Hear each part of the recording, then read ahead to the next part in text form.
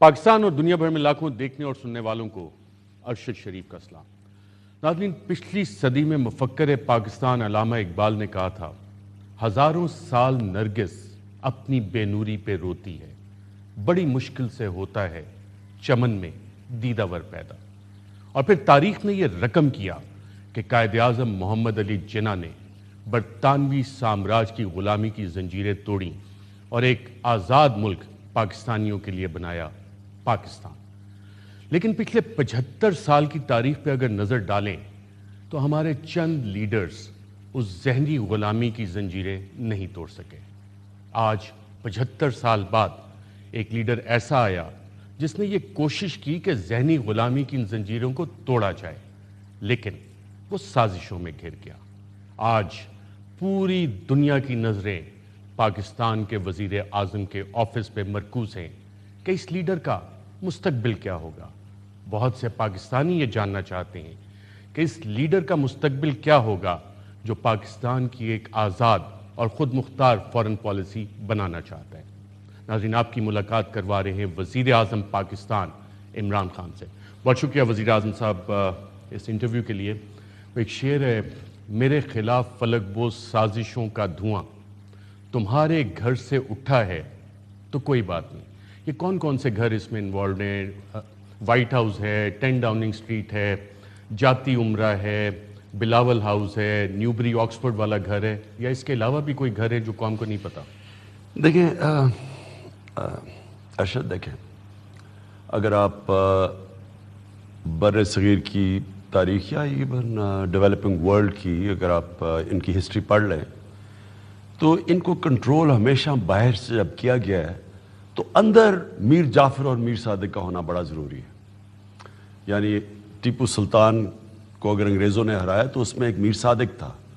सिराजुद्दौला को बंगाल में अगर अंग्रेज़ों ने हराया तो वहाँ मीर जाफ़र था, जिन्होंने गद्दारी करके अपनी कौम को ग़ुलाम बनाया अपने ज़ाती मफादात के लिए।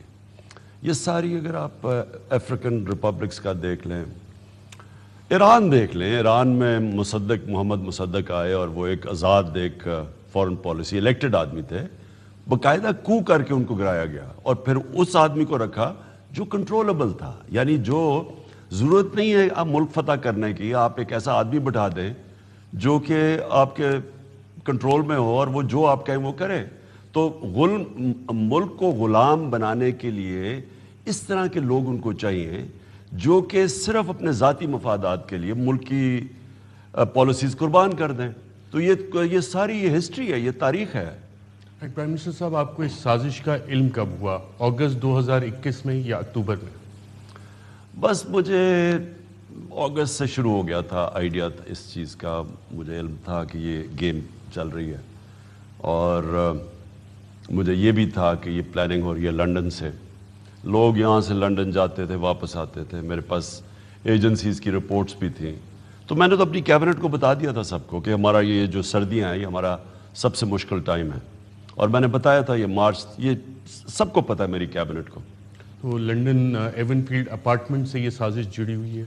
बिल्कुल। देखिए, ये नवाज शरीफ वहाँ बैठा हुआ था, ये लोगों को मिल रहा था, ऐसे लोग जो हुसैन हक़ानी जो कि वो मेमो गेट के अंदर यानी अमरीकियों को कह रहे हैं कि पाकिस्तान जब ये एम्बेसडर था कि हमारी पाकिस्तानी फ़ौज से बचा लो आसिफ ज़रदारी को, जो अदालत में केस भी था। तो ये मुसलसल ये उसके साथ बिज़ी था। आखिरी इसकी मीटिंग 3 मार्च को हुई, 7 मार्च को हमें ये डॉक्यूमेंट मिलती है, तो 3 मार्च को इसकी मीटिंग हुई। तो ये इस तरह के लोग मुसलसल इन टच थे। वो लोग जो कि पाकिस्तानी फ़ौज के भी ख़िलाफ़ थे। फ़ौज के इसलिए ख़िलाफ़ हैं कि असल में मुल्क को इकट्ठी इस वक्त हमारी अगर मजबूत फ़ौज ना हो तो ये मैं बड़ी देर से कहता रहा हूँ, 3 टुकड़े कर सकते हैं हमारे जो दुश्मन हैं। क्योंकि देखें, अगर आप सारी मुसलमान दुनिया में देखें तो एक एक मुल्क जिसके पास कुव्वत थी और तकड़ी फ़ौज थी उनको कमज़ोर किया गया है। इराक बड़ी तकड़ी फ़ौज थी, ईरान के ऊपर सैंक्शंस, सीरिया से क्या किया गया, लिबिया, जो भी कोई आज़ाद फॉरेन पॉलिसी थी आप देख लें, सोमालिया जब वो उनकी एक गवर्नमेंट आई उसको फिर रिप्लेस किया गया। तो हम बचे हुए हैं अपनी फ़ौज की वजह से। तो वो जो एंटी ग्रुप है फ़ौज का, और नवाज शरीफ ने और उसकी बेटी ने खुल के फ़ौज को बुरा भला कहा, اور پھر وہ چپ ہو گئے. تو یہ جو سازش تھی یہ مجھے اگست سے پتا تھا اس کا. پرائم منسٹر صاحب آپ نے کہا کہ فوج کو ٹارگٹ کر رہے تھے اور پھر وہ چپ ہو گئے. مریم نواز نے باقاعدہ یہ آن ریکارڈ بیان دیا. نواز شریف صاحب نے اداروں کے سربراہان کا نام لے کے جلسوں میں کہا کہ مریم نواز نے کہا کہ مزاحمت ہوگی تو مفاہمت ہوگی. پھر نواز شریف اور مریم نواز کے ساتھ مفاہمت ہو گئی. دیکھیں میں جانتا تو نہیں اور میں کبھی بھی ارشد یہ واضح کر دوں کہ کبھی اپنی فوج کے خلاف بات نہیں کروں گا. میرے جو بھی ہو ایشوز میں کبھی پبلکلی بات نہیں کروں گا. اس کی وجہ یہ ہے کہ پاکستان کو فوج کی بہت ضرورت ہے, ایک مضبوط فوج کی. ہمیں کوئی ایسی چیز نہیں کرنی چاہیے جس سے اس کو نقصان پہنچے. لیکن میں اتنا جانتا ہوں ان کی تو بڑی آبویس ان کی جو پالیسی ہے شریفوں کی, یہ 30 سال سے پاکستان کو لوٹ رہے ہیں, 35 سال سے. ان کی بڑی آئے فوج کے اوپر تھے. جنرل جیلانی لے کے ہمارے سامنے بنایا, وہ جنرل ضیاء نے اس کو اٹھایا کہ پتلا تھا, جو کہے گا کر دے گا, پیسے چاہیے تھے اس کو. اس نے ساری پاکستان کی جو ملک کو نقصان پہنچاتا, کسی انڈیویجول نے اتنا نقصان نہیں پہنچایا جتنا نواز شریف نے پہنچایا. یہ جو رشوت, پیسے کی سیاست, لفافہ جرنلزم, یہ چھانگا مانگا کی سیاست, قیمتیں لگانی پولیٹیشنز کی, ججز کو پلاٹس دینے, ججز کو خریدنا, ڈرانا, دھمکانا, مافیا, یہ سارا اس نے شروع کیا. اور زرداری پھر اس کے ساتھ اس کی خوش قسمتی تھی کہ دوسری طرف بجائے کوئی ایماندار ہو ادھر زرداری مل گیا. تو انہوں نے بڑی تباہی مچائی پاکستان کی. ہم جب سے یہ دونوں آئے ہیں ہم سارے برِ صغیر میں پیچھے رہ گئے. 90s میں بنگلہ دیش بھی آگے نکل گیا, کوئی سوچ بھی نہیں سکتا تھا. ہندوستان آگے نکل, ہم سب سے آگے تھے. تو انہوں نے جو لوٹ مار مچائی اور ملک کی تباہی کی, اور یہ رشوت پہ یہ جو ہماری اخلاقیات تباہ کی, یا میں امر بالمعروف کیوں کہتا ہوں کہ اصل میں انہوں نے کرپشن کو ایکسیپٹیبل کر دیا, چوری کو. اب یہ جو ڈرامہ ہوا ہے سارا سندھ ہاؤس میں, یہ ساری چیز قوم کے سامنے دیکھ رہے ہیں. کسی مہذب معاشرے میں یہ کوئی سوچ بھی نہیں سکتا کہ آپ اوپنلی قیمتیں 20-25 کروڑ دے رہے ہیں اور لوگ خرید رہے ہیں پولیٹیشنز کو جو ملک کے پبلک ریپرزینٹیٹیوز ہیں. یہ اس نے شروع کیا تھا. پرائم منسٹر صاحب, کیا جنرل مشرف ایک پاورفل چیف ایگزیکٹو تھے, ایک سٹنگ آرمی چیف تھے, he was wearing the uniform, دونوں آفیسز ہولڈ کرتے تھے. اس وقت بھی لندن اور امریکہ آن ریکارڈ ہے, کونڈلیزا رائس کی کتاب میں, جیک اسٹرا کی, مارک لائل گرانٹ, وکی لیکس میں چیزیں آئیں کہ کس طرح نواز شریف نے اپنا کم بیک کیا. آج آپ کے خلاف جو کچھ ہو رہا ہے وہی فارمولہ نئے انداز میں ریپیٹ ہو رہا ہے. دیکھیں وہ تھا NRO 1, اس نے اس ملک کی جو تباہی کی ہے 10 سالوں میں. صرف دیکھ لیں گے 2008 سے لے کے 2018 تک, مشرف کا دور دیکھ لیں, وہ ان کے مقابلے میں سنہری دور لگتا ہے. ان دونوں نے جب آ کے جو 10 سالوں میں لوٹا ہے, پہلے ان کے سب کچھ کرپشن معاف کی گئی. NRO تو وہ تھا نا, کیسز ان کے تیار تھے, اس کے حدیبیہ پیپر مل کے تیار کیسز تھے, اس کے وہ $60 ملین پڑا تھا سوئٹزرلینڈ میں, وہ کیس تیار تھا. وہ جو سرے محل تھا وہ بک چکا تھا, پاکستان کو پیسے آنے تھے, NRO مل گیا, کلین سلیٹ ہو گئی. پھر سے انہوں نے 10 سال لوٹنا شروع کیا. اب کے جو ان کو کیسز ہیں وہ پہلے ان کا NRO 1 ملا, اب NRO 2 جو میرے سے مانگ رہے تھے. یہ اب پوری کوشش ہے NRO 2 کی. اور ان کی اب کوشش کیا ہے, اب میں آپ کو سیدھی بات بتا دوں, انہوں نے ان کی کوشش یہ کہ کسی طرح اقتدار میں آئیں. سب سے پہلے نیب کو ختم کریں گے, مطلب اپنے کرپشن کیسز ختم ہوں گے. پھر آگے وہ نواز شریف کو کسی طرح یہ مینیپولیٹ کریں گے, کیونکہ اس کو تو سپریم کورٹ نے نااہل کیا, اس کو واپس بحال کریں گے. یعنی ملک کا جو سارے ادارے ہیں انصاف کے, ان کو تباہ کر کے یہ پھر آپ اپنے آپ کو واپس ری انسٹیٹ کرنے کی کوشش کر رہے ہیں. اچھا پرائم منسٹر صاحب, آپ نے یہ ساری چیزیں ذکر کی, اور جو پلان آپ کو نظر آ رہا ہے, نواز شریف کو باہر بھیجنے کا آپ کو کس نے کہا تھا, کون سے ممالک تھے جہاں سے آپ کو ریکویسٹ آئی, اور ملک کے اندر کس نے آپ کو کہا کہ نواز شریف کو جانے دیں, پھر آپ آرام سے اگلے 2-3 سال حکومت کریں گے, کوئی ڈسٹربنس نہیں ہوگی. مجھے تو کوئی فکر ہی نہیں تھی کہ میں اپنی حکومت کی. جنرل مشرف نے تو بدقسمتی سے NRO اس لیے دیا اپنی حکومت بچانے کے لیے. مجھے تو کبھی بھی, آپ پہلے دن سے اگر میں حکومت بچانا چاہتا میں ان کو NRO دے دیتا. میں نے تو پہلے دن سے کہا کہ اس ملک سے جو مشرف نے سب سے بڑی غداری, وہ یہ نہیں تھی مارشل لاء, اس سے بڑی غداری تھی کہ اس نے جب وہ سارا کنٹرول میں تھا, یعنی مشرف کے نیچے سارے ادارے تھے, عدلیہ اس کے کنٹرول میں تھی, اس کی فوج اس کے کنٹرول میں تھی, کیو لیگ اس کے کنٹرول میں تھی, اس کے پاس تو ساری پاور تھی. اس کے ہوتے ہوئے اس نے ان ڈاکوؤں کو معاف جو کیا ہے وہ سب سے بڑا ظلم کیا. تو میں تو پہلے دن سے کہہ رہا تھا کہ گورنمنٹ چھوڑو جان چلی جائے, میں نے اپنے اللہ کو فیس کرنا ہے. کسی صورت قوم کے لوٹے ہوئے پیسے, اور انہوں نے اربوں روپیہ لوٹا ہے, میں کبھی اس کو این آر او نہیں دوں گا. تو یہ ساری جو کیمپین ہے, یہ ساری جو کوششیں ہیں, یہ صرف اور صرف این آر او کے لیے. اور جو باہر کی قوتیں ان کو استعمال کر رہی ہیں وہ یہ کہ ان کو چور چاہیے, ان کو ڈاکو چاہیے. ان کی ساری آپ تاریخ پڑھ لیں. کنٹرول کرنے کے لیے یہ ملک ان کو فوجیں نہیں بھیجنے کی ضرورت, ان کو اس طرح کے کرپٹ لوگ چاہیے جو اپنی کرپشن بچانے کے لیے غلام بن جاتے ہیں ان کے. اب وہ خواجہ آصف کی میں کل سٹیٹمنٹ دیکھ رہا تھا, مجھے حیرت ہو رہی تھی. اس نے کہا جی ہمیں تو لائف سپورٹ مشین پہ لگے ہوئے ہیں, اگر امریکہ چلا گیا تو ہم تباہ ہو جائیں گے. تو ان سے میں پوچھوں کہ آزادی لینے کی ضرورت کیا تھی؟ انگریزوں کا تو اس سے بہتر دور تھا. ہانگ کانگ انگریزوں کے نیچے کہاں سے کہاں پہنچ گیا. تو اگر آپ کو آزادی نہیں چاہیے تھی تو صرف یہ جی ہمیں وہ پیسے دے رہے ہیں, یہی مطلب ہو گیا نا اکانومی کے لیے. آپ اپنے ملک کو غلام بنانے کے لیے تیار ہیں.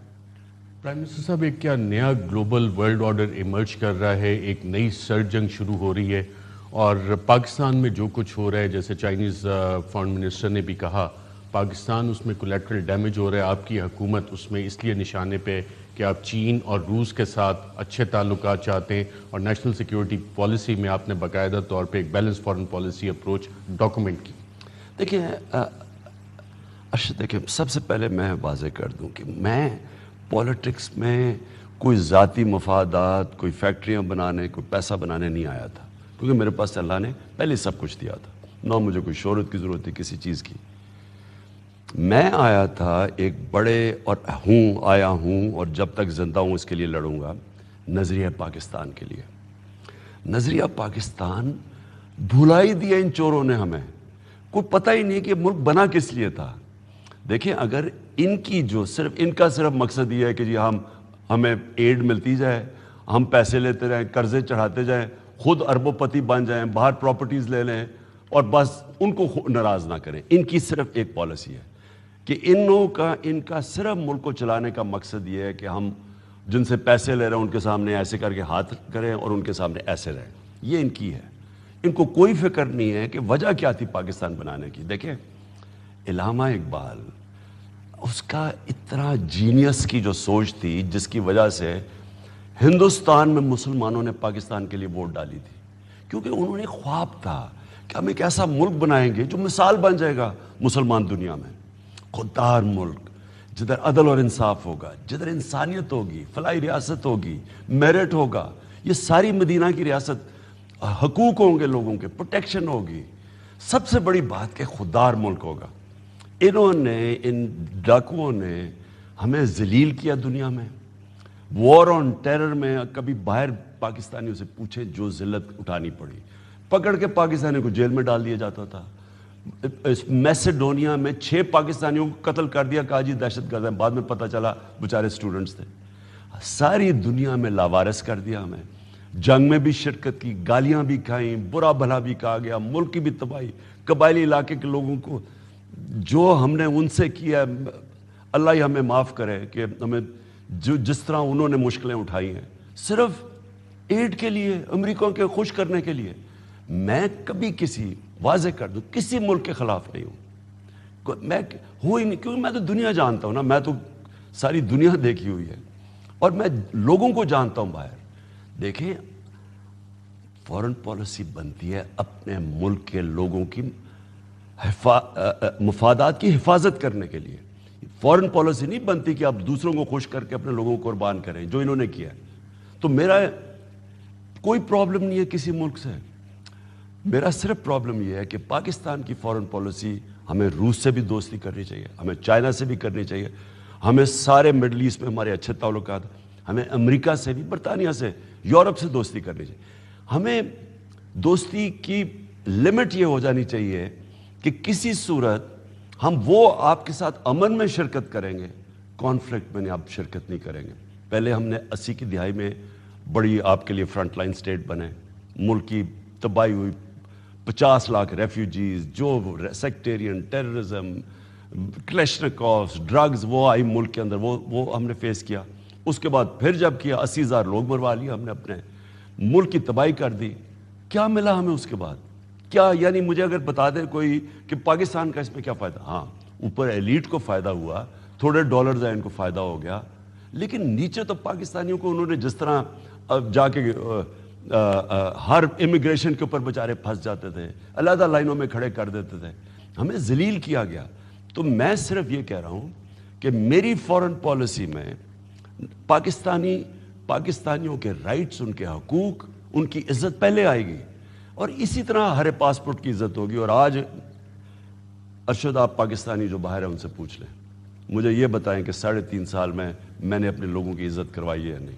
آپ کوئی پول کروا لیں. پرائم منسٹر صاحب، چائنا میں ونٹر اولمپکس پہ بھی آپ گئے، امریکہ اور بہت سے ممالک نے اس کا بائیکاٹ کیا، آپ وہاں پہ پریزیڈنٹ تھے، رشین پریزیڈنٹ ولادیمیر پوٹن بھی موجود تھے. رشیا کا آپ نے دورہ کیا، اس پہ امریکہ نے باقاعدہ کہا کہ یہ دورہ نہ کریں. آپ سمجھتے ہیں کہ چائنا اور رشیا کے ساتھ آپ کے یہ جو وزٹس تھے اس کے بعد آپ کے خلاف جو رجیم چینج کا پروجیکٹ ہے اسے فاسٹ پیس کیا گیا؟ دیکھیں، سب سے پہلے تو ارشد یہ مجھے بتا دیں کہ ہندوستان ہمارا ہمسایہ ہمارے ساتھ ہی آزاد ہوا تھا. ذرا ان کی فورن پالیسی دیکھ لیں.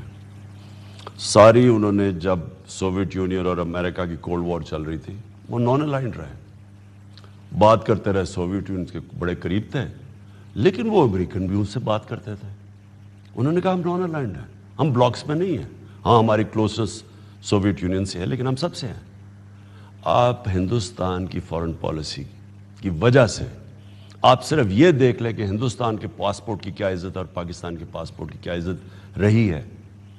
جب آپ ایک خوددار قوم ہوتے ہیں لوگ آپ کی رسپیکٹ کرتے ہیں. ہم نے کیا کیا؟ کبھی ایک بلاک میں چلے جائے، کبھی کسی کے ساتھ چلے گئے، اس طرح کر کے اچھا جی پیسے مل رہے ہیں. ذوالفقار علی بھٹو پہلی آدمی قائد اعظم کے بعد آئے جنہوں نے کہا کہ ہم انڈیپینڈنٹ فورن پالیسی کرتے ہیں. ان کو کیسے مروایا گیا؟ یہی فضل الرحمان کی پارٹی تھی، پرانی پارٹی، یہی نواز شریف کی جو پارٹی کے یہ سر، انہوں نے مل کے، سازش باہر سے تھی. یہ تب کے میر جعفر اور میر صادق یہ تھے جو آج بالکل وہی کام کر رہے ہیں. انہوں نے بھٹو کے خلاف کیا، اس کو قتل کروانے میں ان کا ہاتھ ہے. انہوں نے ساری وہ ماحول پیدا کیا، وہی جو موومنٹ ساری پیدا کی، اور صرف اس لیے کہ اس نے فیصلہ کیا تھا کہ ہم اسلامک کانفرنس بنائیں، نان الائنڈ ہیں. اب ایگزیکٹلی وہی کر رہے ہیں. باہر سے لوگوں کو یہاں کے میر جعفروں کی ضرورت ہوتی ہے، انہوں نے بالکل وہی کیا. ان کو پتا تھا. میں یہ کہتا گیا کہ پاکستان، میں کبھی نہ ان کی جنگ میں شرکت کرتا. میں نے اوپنلی، میں نے ان کے ٹی وی کے اوپر پبلکلی، میں نے امریکہ میں جا کے کہا میں کبھی آپ کی جنگ میں شرکت نہ کرتا. کہ پہلے ہم ان کو کہہ رہے ہیں کہ فورن آکوپیشن کے خلاف جہاد ہے لڑنا، اور آپ جب پہنچ گئے افغانستان اب ہم کہہ رہے ہیں دہشت گردی ہے. کیا ملک کی حیثیت رہ گئی؟ کیوں ہماری عزت نہیں دنیا نے کی؟ سب دیکھ رہے تھے کہ ڈالر لے کے پہلے وہ کر رہے ہیں، اب ڈالر لے کے یہ کر رہے ہیں. دنیا نے ہمیں ذلیل کیا، اور ذلیل کرنا چاہیے تھا. کہ جو لوگ جن کا کوئی ضمیر نہ ہو، اور لوگ مار رہے ہیں کون؟ پاکستانی. ادھر بھی پاکستانی لڑ رہے ہیں، ادھر بھی. اپنے ملک میں ڈرون اٹیکس کی اجازت دی ہوئی ہے، لوگوں کو جھوٹ بول رہے ہیں، مذمت کر رہے ہیں. جی ہم ان کو اجازت دی ہوئی سینٹ کی اوپن ہیئرنگ کمیٹی کے اندر. ان کا سینیٹر کارل لیون پوچھتا ہے ان کے ایڈمرل ملن سے کہ آپ کیوں پاکستان میں ڈرون اٹیکس کر رہے ہیں جب ان کی حکومت مذمت کر رہی ہے. سب کے سامنے ان کے ایڈمرل ملن نے کہا ہم پاکستانی گورنمنٹ کی اجازت سے کر رہے ہیں. وہ آگے سے کہتا ہے کہ پاکستانی گورنمنٹ کیوں نہیں سچ بولتی اپنے لوگوں سے؟ وہ سچ اس لیے نہیں بولتی کہ 10 سال میں جدھر 400 ڈرون اٹیکس ہوئے تھے، جو سربراہ تھے ان کے اربوں ڈالر کی پراپرٹیز باہر پڑی ہوئی تھی ان کے بینک اکاؤنٹس میں، ان کے آف شور اکاؤنٹس میں، محلات تھے ان کے. ان کو پتا تھا کہ جب چاہیں وہ ان کی چابی ٹائپ کر سکتے ہیں. جس طرح آپ روسیوں کے وہ اکاؤنٹس فریز کر رہے ہیں نا، ان کے اولیگارکس کے ضبط کر رہے ہیں اکاؤنٹس، ان کی پراپرٹیز. تو ان کو پتا تھا کیونکہ یہ سارا چوری کا پیسہ ہے، تو ان کو ٹوٹل کنٹرول تھا. میں ایک سب لوگوں کے سامنے ذرا بات کر کے دیکھیں انہوں نے کہا کیا. وہ جو مجھے جو دھمکی دی گئی، انہوں نے کیا کہا کہ اگر عمران خان یہ ووٹ جیت جاتا ہے، یہ سنیں ذرا غور سے، اگر یہ نو کانفیڈنس کی ووٹ عمران سروائیو کر جاتا ہے تو ملک کو بڑی مشکلوں کا سامنا کرنا پڑے گا.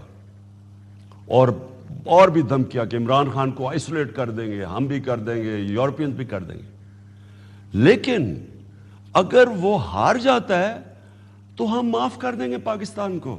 نہیں یہ ذرا سنیں, سخت کر دیں گے. نہیں یہ بات سنیں ذرا, یہ ذرا امپورٹنٹ سازش کدھر ہے ادھر, کہ اگر عمران خان ہار جاتا ہے تو ہم پاکستان کو معاف کر دیں گے. یعنی کہ آپ کو یہی نہیں پتا, یعنی آپ کو کیسے پتا کہ جو نئی حکومت آئے گی وہ آپ کے ساتھ چلے گی؟ کیوں معاف کر دیں گے؟ آپ اگر یہ کہتے ہیں کہ ہاں اگلی حکومت کی ہم پرفارمنس دیکھیں گے, اگر وہ ٹھیک چلے تو پھر معاف کریں. انہوں نے کہا نہیں اگلی حکومت آئے گی معاف کر دیں. اس کا مطلب ان کا کنیکشن تھا ان سے. اس کا مطلب یہ 6 مہینے پہلے کی سازش ہو رہی ہے. یہ جو ایمبیسی, مجھے بتائیں امریکن ایمبیسی کے لوگ کیوں یہ ہمارے جو ناراض لوگ ہیں ان سے جا کے مل رہے ہیں, کیوں ان کے لوگوں سے مل رہے ہیں, کیوں یہ 3 4 مہینے سے مل رہے ہیں؟ تو یہ کیا تیاری ہو رہی تھی؟ 14 اکتوبر 2021 یو ایس چار ڈی افیئرز مریم نواز سے بھی ملی جاتی عمرہ میں, اور پھر اسی دن الگ ملاقات ہوئی شہباز شریف کے ساتھ. تو لیڈر آف دا اپوزیشن اور مریم نواز سے وہ فارن پالیسی, افغانستان, سیکورٹی معاملات ڈسکس کرنے گئی تھی. کیا مقصد تھا؟ کہ آپ کی انٹیلیجنس ایجنسیز نے آپ کو اس وقت یہ رپورٹ کیا کہ جناب یہ ملاقاتیں ہو رہی ہیں, یا ہماری انٹیلیجنس ایجنسیز ایکسٹرنل میٹرز پہ فوکس؟ میرے پاس ساری رپورٹس ہیں, کون جاتا تھا, کون سی ایمبیسی میں, کون سا پولیٹیشین جاتا تھا, کون سے اینکرز جاتے تھے, کون سے صحافی جاتے تھے. یہ مسلسل ان ٹچ تھے ان سے. جب میں نے اپنی کیبنٹ کو بتایا اوپنلی, میں نے کہا یہ سردیاں ہمارے لیے بڑا مشکل ہیں, مجھے پتا تھا اس سازش کا, مجھے ساری رپورٹس آ رہی تھی. یہ مسلسل ان سے میٹنگز کر رہے تھے. ارشد بات یہ ہے کہ ہم کیا ہیں, ہم یعنی ہمارے ملک کا سوچے نا. میں نے اتنی اپنی دنیا باہر گزارا ہوا ہے, کبھی سوچ سکتے ہیں پاکستان کا امبیسڈر جا کے ملے ان کے پولیٹیشنز اور اپوزیشن ممبرز کو؟ کوئی سوچے نا, تصور بھی نہیں ہے.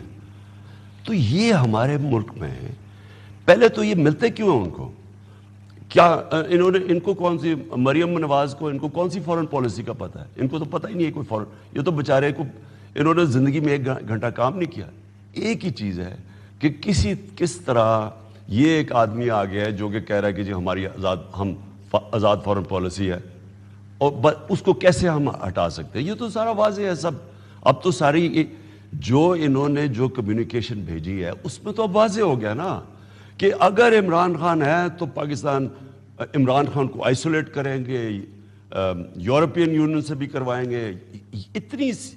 کبھی اس طرح کا کمیونیکیشن میں نے کبھی سوچا بھی نہیں. عموماً ٹیلی فون پہ کرتے ہیں. جنرل مشرف کیا انہوں نے جب جارج بش کا ایک ٹیلی فون کال پہ ساری باتیں منوا لی تھی, لیکن اس طرح کا کمیونیکیشن جو بلیک اینڈ وائٹ ایک آفیشیل میٹنگ جس کے اندر اس طرح کی دھمکی دی جائے, یہ انپریسیڈنٹڈ ہے. کل نیشنل سیکیورٹی کمیٹی کی جو میٹنگ ہوئی اس میں انٹیلیجنس چیفز بھی تھے, سروس چیفز بھی تھے. ان کا اس حوالے سے جب یہ کہ آپ نے سامنے رکھا ہے ڈاکومنٹ, تو ان کے ویوز کیا تھے؟ وہ اس سے ایگری کیے کہ یہ پاکستان کے اندرونی معاملات میں دخل انداز ہونے کی کوشش کی جا رہی ہے, انفلوئنس کیا جا رہا ہے پاکستان کو؟ سب یونانیمیٹی آف ویوز تھی. دیکھیے ارشد, اور وہ کیا اس سے لیں گے کہ ایک باہر کا ملک آپ کو آفیشلی کہہ رہا ہے, آپ کا اس سے زیادہ اچھا اس سے پہلے سے ہی پتا تھا. ابھی انہوں نے نو کانفیڈنس کا جو یہ تھا, یہ جو عدم اعتماد, ابھی انہوں نے درج نہیں کروائی تھی. یہ میٹنگ اس سے پہلے کی ہے. یعنی انہیں پہلے سے ہی پتا تھا کہ یہ آنے والا ہے. اس کا مطلب 5-6 مہینے سے پلاننگ ہو رہی تھی.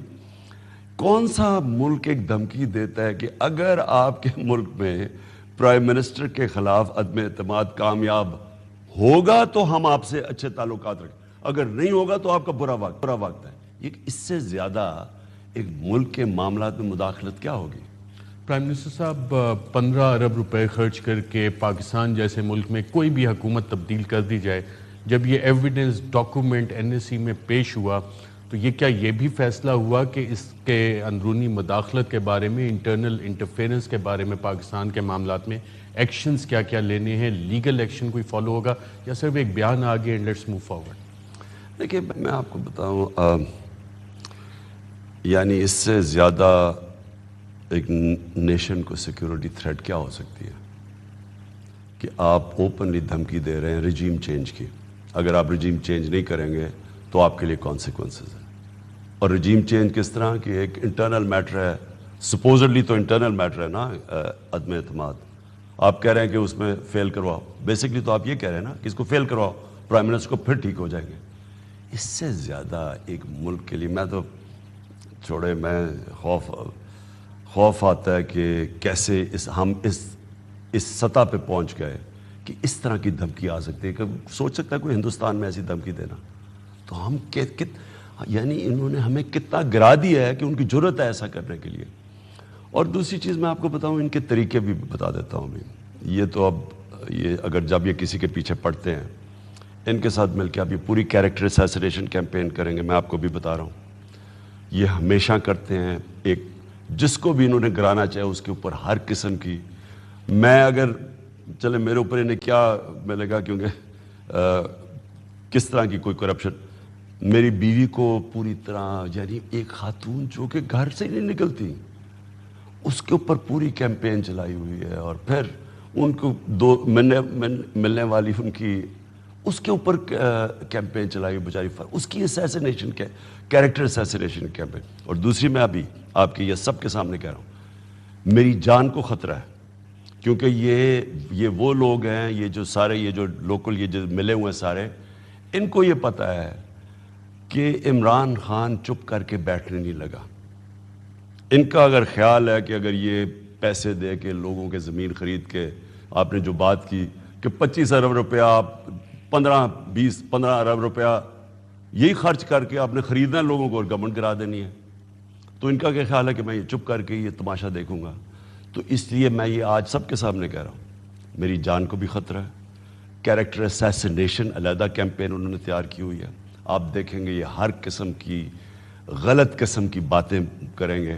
اور میرے اوپر خیر یہ مجھے تو قوم 45 سال سے جانتی ہے, میری بیوی پہ کریں گے, ان کی دوست ہے فرا, اس کے اگینسٹ پوری کیمپین کریں گے. آپ کے سامنے ابھی آئے گی. پرائم منسٹر صاحب نے بہت سیریس بات کی. 27 مارچ کو جو تاریخی جلسہ ہوا پریڈ گراؤنڈ میں, اس دن بھی آپ کو تھریٹس تھیں, اور کیا آپ کو کہا گیا کہ مغرب سے پہلے آ جائیں, اسیسینیشن اٹیمپٹ ہو سکتا ہے. اور جو ریسنٹ تھریٹس آپ کو کنوے کی گئی ہیں, اس میں کیا بتایا گیا ہے آپ کو, اور اس کی وجہ کیا ہے ان تھریٹس کی؟ دیکھیں وجہ سمپل ہے نا. دیکھیں ان کو سوٹ کرتے ہیں یہ جس طرح شہباز شریف ٹائپ لوگ ہیں, جس کو میں چیری بلاسم بوٹ پالش کہتا ہوں. وہ بوٹ پالش کر رہا ہے جی, ای یو کو عمران خان نے کیا کہہ دیا, اوہو جی امریکہ کو کیا کہہ دیا, سیکیورٹی تھریٹ ہے. یہ جو بے شرم غلام ہیں, اور یہ انہوں نے اصل میں پیسے کے غلام ہیں, یہ وہ لوگ ہیں جن کے پاس کوئی پبلک سپورٹ ہی نہیں. ابھی ان ساروں نے مل کے جو انہوں نے لوگ جمع کیے, اگر مولانا فضل الرحمان کے وہ مدرسے کے بچے نکال دیں تو ان سے لوگ ہی نہیں جمع ہوتے. اور جو لوگ 27 کو جمع ہوئے ہیں, میں آپ کو بتاؤں کہ وہ لوگ تو پہنچ ہی نہیں سکے کبھی اتنا بڑا لوگ. اور خود ہمیشہ 4 دفعہ میں نے مینار پاکستان بھری ہے. جب تک لوگ خود چل کے نہیں آتے, آپ کبھی کرائے کے ٹٹو سے, وہ جو بلاول نے اتنا بڑا اربوں روپیہ خرچ کر کے کانپیں ٹانگنے والا ٹور کیا تھا, لوگ نہیں نکلتے, لوگ خود نکلتے. ان کو ڈر اس طرح کے لوگوں سے ہے جس کے ساتھ پبلک ہے. یہ جو اسیسینیشن کی بات کر رہے ہیں, ان کو مسئلہ یہ ہو جاتا ہے کہ اگر وہ گورنمنٹ سے اتر بھی جائے گا, اس نے تو کہیں جانا نہیں ہے, پبلک تو اس کے ساتھ ہے. پھر یہ دوسرا طریقہ ہوتا ہے, اور یہ انہوں نے تاریخ اٹھا کے دیکھ لیں. لوکل کولیبریٹرز یہ جو سارے بیٹھے ہوئے ہیں 3 اسٹوجز, ان کے ذریعے پوری کوشش کریں گے. پرائم منسٹر صاحب, قوم کی مائیں بہنیں, آپ کے بھائی بیٹے سب آپ کی زندگی کی دعا کرتے ہیں, اللہ آپ کو سلامت رکھے, لمبی عمر دے. سوال یہاں پہ یہ آ جاتا ہے کہ یہ جو تھریٹس آ رہی ہیں یہ ساری چیزیں ہو رہی ہیں, میڈیا کی کریکٹر اسیسینیشن کیمپین کا بھی آپ نے ذکر کیا, آپ تو میڈیا کی ڈارلنگ تھے, تو یہ کریکٹر اسیسینیشن کی کیمپین عمران خان کے خلاف کون سپانسر کر رہا ہے, کیوں ہو رہی ہے؟ باہر سے میں آپ کو بتاؤں 3 مہینے پہلے مجھے ایک اینکر مجھے ملنے آیا. اس نے کہا کہ کیا آپ کو پتہ ہے کہ ہمارے اوپر پیسے چل رہے ہیں, مجھے پیسے آفر کیے گئے ہیں. تو یہ جو ایک دم ساروں کو ایک عمران خانی ولن بن گیا ہے اور ہر چیز بری نظر آ رہی ہے, یہ ایسے نہیں ہوتا. یہ پیسہ چلتا ہے پیچھے. ان کی آرگنائزیشنز ہیں جن کے تھرو یہ پیسے دیتے ہیں میڈیا کو, اینکرز کو, کتنوں کو بلاتے ہیں باہر. مجھ کو سوچا کہ ہم کوئی وہاں سے ان کے میڈیا کو یہاں کے ٹریننگ دیں. یہ کون باہر جاتے ہیں؟ ان کو پیسے کون ملتے ہیں؟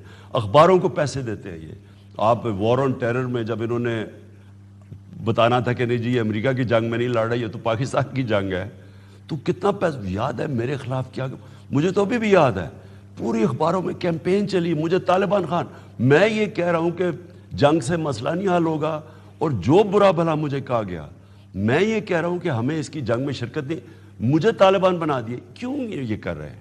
کیونکہ پیچھے پورا پیسہ چلتا ہے، اور یہ ہمارا نہیں ہے. آپ دنیا اٹھا کے دیکھ لیں، ان کی ٹیکٹکس دیکھ لیں. جب یہ ٹارگٹ کرتے ہیں کسی کو تو پھر یہ میڈیا کو ساتھ ملاتے ہیں. پرائم منسٹر صاحب، کہا جا رہا تھا، اور یہ باقاعدہ بہت سے سوالات پہ، کہ آپ کی پاپولیرٹی کم ہو گئی ہے، آپ کی پاپولیرٹی کا گراف چلا گیا ہے، گورننس کے بہت سے ایشو ہیں، مہنگائی ہو گئی، بے روزگاری ہو گئی. کیا یہ گورننس کے ایشوز ان ریالٹی ایگزسٹ کر رہے ہیں، یا کہ آپ کی پرفارمنس ماضی کی حکومتوں سے بہتر ہے؟ اور جو لوگ آپ کے ساتھ آئیں، یہ پاپولیرٹی آپ نے کیوں سوچا کہ میں پبلک کے پاس جاؤں اور دکھاؤں؟ اور کے پی کے جو ریزلٹس ہیں، یہ کیا میسیج دے رہا ہے؟ دیکھیں، سب سے پہلے تو میں یہ کے پی کی لوکل گورنمنٹ الیکشنز کے آپ رزلٹس دیکھ لیں. سویپ کیا تحریک انصاف نے، آدھی سے زیادہ ہم جیت گئے ہیں، یعنی جو پہلے سے بھی زیادہ ووٹ بینک آ گیا ہے. اور جدھر جدھر رنر اپ ہے وہ سارے پی ٹی آئی ہیں، اور جو انڈیپینڈنٹ جیتے ہیں وہ پی ٹی آئی تھی جو کہ کھڑے ہو کے ہمارے کینڈیڈیٹ کے کیس جیت گئے. تو یہ کیا رزلٹ شو کر رہا ہے؟ اگر پارٹی ان پاپولر ہو، یہ جس طرح کا سویپ کرتی ہے. دوسری چیز، مہنگائی تو انٹرنیشنل ہے. آج سری لنکا کے اندر اٹیک ہو رہا ہے پریزیڈنٹ کو کہ وہاں مہنگائی آسمانوں پہ پہنچ گئی ہے، وہاں پیٹرول نہیں افورڈ کر سکتے. یہ ساری دنیا کے اندر اس وقت ایک مہنگائی کی لہر. امریکہ جیسے ملک میں 40 سال کے بعد مہنگائی ہوئی ہے اتنی. انگلینڈ کے اندر، یورپ میں مہنگائی. تو یہ تو ایک انٹرنیشنل کرونا کی وجہ سے سائیکل چلا ہوا ہے. جو پاکستان نے اس کرائسس سے ڈیل کیا، کہتے ہیں جی نااہل ہے. نااہل کوئی گورنمنٹ اس دنیا تعریف کرے اس کی کہ سب سے بہترین طریقے سے وہ پاکستان 3-4 ملکوں میں جس نے سب سے بہترین طریقے سے اپنے غریبوں کو بچایا، اپنے لوگوں کو کورونا سے بچایا، اپنی معیشت کو بچایا، تو وہ کر سکتی ہے اگر وہ اتنی نااہل ہو. ہمیں صرف انہوں نے بار بار مہنگائی کے اوپر کیا ہے. ان کو پتہ ہونا چاہیے کہ مہنگائی اس وقت ایک گلوبل عالمی فنومینا ہے. اس کے اندر یہ کیا کریں گے مجھے بتائیں. جدھر آج تیل ہے، یہ کیا کرے گا شہباز شریف آ کے؟ تیل کیسے کم کرے گا؟ ہم تو باہر سے امپورٹ کرتے ہیں. کیا اس کے پاس حل ہے؟ مہنگائی تو کہہ دیا. یہ ہمیں بتایا کہ آج پاکستان میں سارے خطے میں سب سے سستا پٹرول اور ڈیزل ہم بیچ رہے ہیں، کیونکہ ہم سبسڈائز کر رہے ہیں اپنے لوگوں کو بچانے کے لیے. ان کے پاس کیا حل ہے؟ ڈیزل سستا کرنے کا فارمولا کیا ہے آپ کا؟ اس کا فارمولا یہ ہے کہ ہم نے ٹیکس ریکارڈ کلیکٹ کیا. پاکستان کی تاریخ میں سب سے زیادہ ٹیکس ہم نے اکٹھا کیا. ایکسپورٹس پاکستان نے کی سب سے زیادہ تاریخ میں، اور سب سے زیادہ ریمیٹنسز باہر سے بیرون ملک پاکستانی نہیں تھے. تو ہم نے جو ایکسٹرا ٹیکس کا پیسہ اکٹھا کیا، اس سے ہم نے خرچ کیا ڈیزل اور پٹرول کی قیمتیں اور بجلی کی قیمتیں نیچے رکھنے کے لیے. پرائم منسٹر صاحب، ووٹ آف نو کانفیڈنس، کیا آپ کو لگ رہا ہے کہ آپ سروائیو کر جائیں گے، یا کہ اپوزیشن جو ہے وہ نمبرز انہوں نے پروف تو کیا ہے، اسمبلی میں کہتے ہیں یہ 176 ہیں، and you have lost the majority. تو سنڈے والے دن آپ نمبرز پروڈیوس کر سکتے ہیں؟ دیکھیں، میری زندگی کا تجربہ یہ ہے، ابھی میں نے آج ساری ٹیم کو بتایا، جب تک آخری گیند نہیں کھیلا جاتا میچ نہیں ہارا جاتا. ہم نے آخری گیند تک لڑنا ہے. ہم نے پوری کوشش کرنی ہے. یہ جو اندر جا کے جو اپنے ضمیر بیچے کے بیٹھے ہوئے ہیں، 20-25 کروڑ روپے لے کے اپنے ملک سے غداری کر رہے ہیں، باہر کی سازش کا حصہ بنے ہوئے ہیں. ہم نے اس لیے پارلیمنٹ کی سیکیورٹی جو کمیٹی تھی سیکیورٹی کے اوپر، اس میں ہم نے سب کو دعوت دی تاکہ ان کو پتہ چل جائے کہ یہ جو اب آپ ایک انٹرنیشنل سازش کا حصہ ہیں یہ گورنمنٹ کو گرانے میں، تاکہ ان کو کوئی شک نہ رہے. شہباز شریف کو بلایا، اس نے کہا جی اگر مجھے یہ پرچہ ٹھیک ہو تو میں آپ کے پاس آ جاؤں گا. وہ ڈر کے آیا ہی نہیں میٹنگ میں، کیونکہ وہ اس سازش کا حصہ ہے. اس میٹنگ میں آیا ہی نہیں. انہوں نے اس میٹنگ کا بوائک آؤٹ کیا. کیوں کیا ہے؟ اگر ہم بتا رہے ہیں کہ باہر سے صاف دھمکی ملی ہے اس کو نو کانفرنس کو کامیاب ہونے میں، اور ہمارے پاس ثبوت ہے کہ یہ باہر سے مداخلت ہوئی ہے، تو آپ کے پاس بلیک اینڈ وائٹ کیوں نہیں آپ آ کے چیک کرتے؟ جان کے انہوں نے نہیں آئے. میں صرف چاہتا ہوں کہ ساری قوم کو پتہ ہونا چاہیے، ان کی شکلیں قوم کو یاد کرنی چاہیے. یہ قوم کے غدار ہیں، ایک باہر کی سازش کا حصہ بن کے پیسے لے کے اور کہیں جی اب ہمیں پتہ چلے جو حکومت تو بہت بری تھی. امریکہ تو کہتا ہے کہ یہ کانسٹیٹیوشنل پروسیس ہے اور ہم کانسٹیٹیوشنل پروسیس کو سپورٹ کرتے ہیں، اور اپوزیشن ساتھ یہ بھی کہہ رہی ہے کہ آپ این آر او مانگ رہے ہیں. میں نے کس چیز کا این آر او مانگنا ہے؟ مجھے ان چوروں سے مجھے یہ بتائیں کہ میں نے این آر او کس. ایک سب سے پہلے تو ایک چیز یاد رکھیں، یہ کیوں پیسہ چوری کر کے باہر بھیجتے ہیں؟ اگر میں پیسہ چوری کروں گا تو میں اگر یہاں رکھوں گا مجھے بتانا پڑے گا کدھر سے آیا پیسہ، لہٰذا مجھے وہ پیسہ منی لانڈرنگ کر کے باہر بھیجنا پڑتا ہے چھپانے کے لیے. اگر میرا پیسہ پاکستان سے باہر پڑا ہو، آپ کا خیال ہے میں بول سکتا ہوں ان کے اگینسٹ؟ یہ یاد رکھیں، ایک ایک چیز کا ان کو پتہ ہوتا ہے. آپ کے یہ جو روسیوں کے اب یہ اکاؤنٹس پکڑ رہے ہیں، ان کی پراپرٹیز پکڑ رہے ہیں، وہ بینامی ہیں، وہ آف شور اکاؤنٹس، وہ کیسے پکڑ رہے ہیں؟ کیونکہ ان کو سب پتہ ہے. ان کی گورنمنٹ جب آرڈر کرتی ہے سب کچھ پتہ ہوتا ہے، اور جو پولیٹیکل لوگ ہوتے ہیں ساری ڈیٹیلز پتہ ہوتی ہے. دیرفور میں صرف آپ کو کہہ رہا ہوں، اگر میں آزاد پاکستان کی فورن پالیسی کے لیے آج کھڑا ہوں، میں کبھی کھڑا ہو ہی نہیں سکتا اگر میرا پیسہ چوری کا باہر پڑا ہوتا. جو پاکستان میں پیسہ پڑا ہے وہ سارا ڈکلیئرڈ ہے، تو میں چوری کیسے کروں گا؟ مجھے کس چیز کا این آر او چاہیے؟ اپوزیشن نے آپ کو ارلی الیکشنز کی آفر دی، یا آپ نے اپوزیشن کو ارلی الیکشنز کی آفر دی، یا کسی اور نے یہ آفر دی کہ جی ارلی الیکشن کروائیں سب کو فیس سیونگ مل جائے گی؟ دیکھیں، اب یہ جو ہمارے لوگ بھاگ گئے ہیں تو ظاہر ہے کہ اب ان لوگوں کے ساتھ تو ہم گورنمنٹ نہیں چلا سکتے. اگر ہم یہ نکل بھی جاتے ہیں، ہم مثلا میجورٹی بھی مل جاتی ہے، تو اصل میں پاکستان کے لیے تو بہتر ہوگا کہ پھر سے ہم الیکشن کروا کے پتہ چل جائے کون دودھ کا دودھ پانی کا پانی ہو جائے. تو آپ ارلی الیکشن پہ جانے کو تیار ہیں؟ اگر ہم یہ ووٹ جیتتے ہیں تو یہ بڑا اچھا آئیڈیا کہ ہم چلے جائیں ارلی الیکشن پہ. اس کی وجہ دیکھیں نا، یہ بھی اچھا. مجھے یہ بتائیں، یہ اسٹریٹجی پھر کیا ہوگی؟ آپ این بلاک نیشنل اسمبلی سے ریزائن کر دیں گے اینڈ فورس دا الیکشنز؟ وہ تو خیر ہم اپنی اسٹریٹجی بنا رہے ہیں، لیکن مجھے یہ بتائیں ارشد کہ کس منہ سے گورنمنٹ یہ چلائیں گے کیسے اب گورنمنٹ؟ یہ جو سارا پلندہ اکٹھا ہوا ہے کہ فضل الرحمان پریزیڈنٹ بن جائے گا، وہ بلاول کو کچھ بنا دیں گے، وہ مریم کو کچھ بنا دیں گے، شہباز شریف اکشن چلا کے بڑی دیر سے انتظار کر رہے کہ میں پرائم منسٹر بن جاؤں گا. یہ ملک چلے گا کیسے؟ کبھی ایسے بھی ملک چلا ہے کہ بندر بانٹ ہوگی ملک کی. سو یہ جو کر رہے ہیں انہوں نے، چلے عمران خان کو ہٹا دیا اس لیے کہ وہ ہمیں این آر او نہیں دے رہا، تو چلے ٹھیک ہے جی انہوں نے بار کی. لیکن اگر ہٹ بھی جاتا ہے عمران خان، یہ ملک کیسے چلائیں گے؟ آپ کو استعفے کی بھی آپشن دی گئی کہ پرائم منسٹر صاحب آپ استعفیٰ دے دیں. شہباز شریف نے آپ کو یہ میسج کنوے کیا، یا فضل الرحمان نے، یا بلاول نے، یا کس نے کہا؟ دیکھیں، شہباز شریف کی تو نہ میں کوئی اس سے بات کر سکتا ہوں، نہ میں اس سے کوئی کسی قسم کی خیر اس کی کانورسیشن کر سکتا ہوں. اس کی وجہ ہے کہ جو آدمی اتنا بے شرم ہو کہ 16 ارب روپیہ اپنے نوکروں کے اکاؤنٹ میں وہ رکھے اور اب بیٹے کو باہر بھجوا دے، دماد کو باہر بھجوا دے جن کے کرپشن کے کیسز ہیں. یعنی اگر وہ اتنا بے شرم ہو کہ ملک کا بننا چاہتا ہے وزیر اعظم، 8 ارب روپے کی اس کا کیس پڑا ہوا ہے نیب کے اندر، جعلی اکاؤنٹس. یعنی یہاں جو لوگ کبھی ملک سے باہر ہی نہیں گئے، وہ کوئی فلودہ والا وغیرہ، ان کے نام پہ وہاں ریمیٹنسز بنا رہے ہیں. یعنی سارا فراڈ.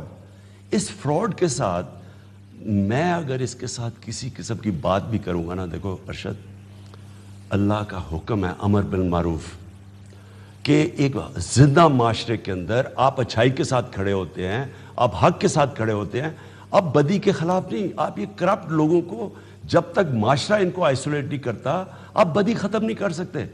امریکہ چھوڑے، یورپ جیسے ملک کی میں بات کر رہا ہوں، انگلینڈ میں جس بڑا ٹائم گزارا ہے، سارا معاشرہ بدی کے خلاف لڑتا ہے.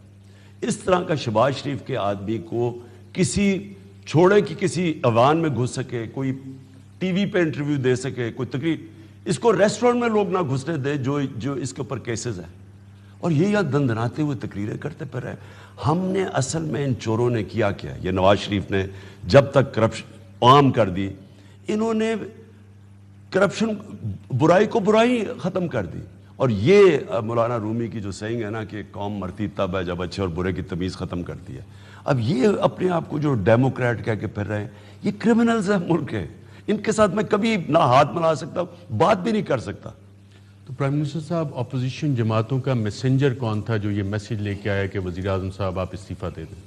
نہیں، انہوں نے آپشنز دی تھی مجھے، اور وہ آبویسلی ہماری اسٹیبلشمنٹ ہے، انہوں نے آفر دی کہ جی 3 چیزیں ہیں، یا آپ عدم اعتماد کا ووٹ چلے جائیں، یا آپ استعفیٰ دے دیں، اور یا الیکشن۔ ہم نے کہا الیکشن سب سے بہتر طریقہ ہے، استعفیٰ میں کبھی سوچ بھی نہیں سکتا، اور عدم اعتماد ووٹ کا مطلب یہ کہ میں تو بلیو کرتا ہوں کہ آخری منٹ تک لڑوں گا، میں ابھی بھی بلیو کرتا ہوں، میں ابھی یہ جب قوم کے سامنے یہ جب جائیں گے اور یہ ووٹ ڈالیں گے، ایک ملک کے خلاف سازش کا حصہ بنیں گے، میں چاہتا ہوں کہ دنیا کے سامنے ایکسپوز ہو ان کی شکلیں، تاکہ ہمیشہ کے لیے ان کے اوپر موریں لگیں، اور یہ جو کے پی کا بھی الیکشن ہوا ہے لوکل گورنمنٹ کا، ان سب کو پتہ چل جانا ہے کہ اس دن ان کی پولیٹیکل سیاست ختم ہو جائے گی۔ میں آپ کو گارنٹی کرتا ہوں، میں اپنی قوم کو جانتا ہوں، خاص طور پہ اس قوم کے نوجوان کو جانتا ہوں، یہ پرانے زمانے کی سیاست، وہ چھانگا مانگا کے دن چلے گئے ہیں، یہ ہے سوشل میڈیا کا زمانہ۔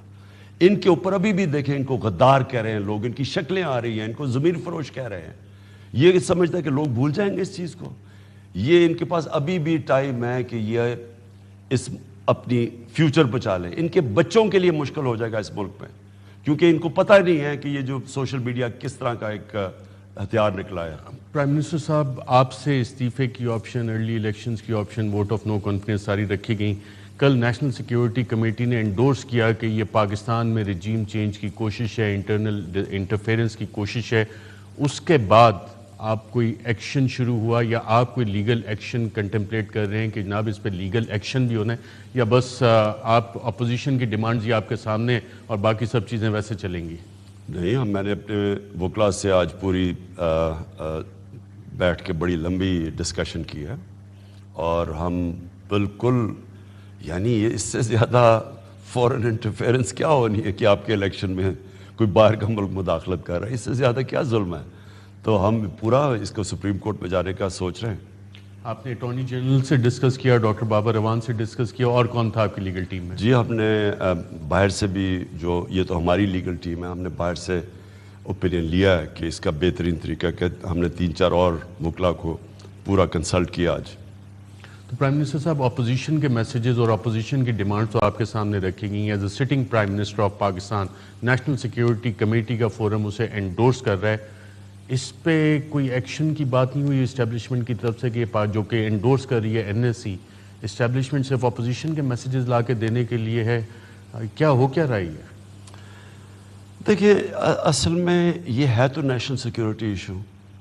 اگر کوئی بھی باہر سے ملک آپ کے اندر رجیم چینج کرنے کی کوشش کر رہا ہے، اس سے بڑا نیشنل سیکیورٹی کو کیا تھریٹ ہے؟